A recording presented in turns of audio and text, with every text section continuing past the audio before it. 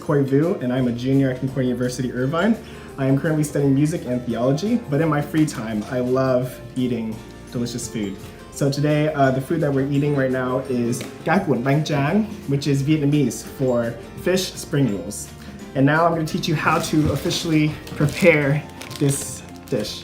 So these are rice paper rolls. They come in dry packets like these, and you can buy them and then you can put them in water to activate the adhesiveness. And you can get these at any market, but you'll especially find them at Asian markets.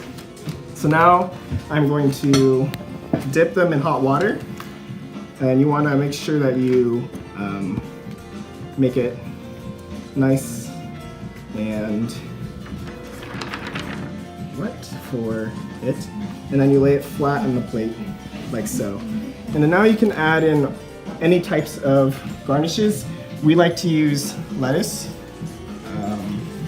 because it's delicious. And you lay it flat like so. Then we also have cilantro, coriander, and then these are mints. All right, and now we have fish. Just lay it on like so. Okay, and now you kind of want to wrap it like a burrito. The only thing that's different is this rice paper roll is very sticky, and so you only have one shot at it.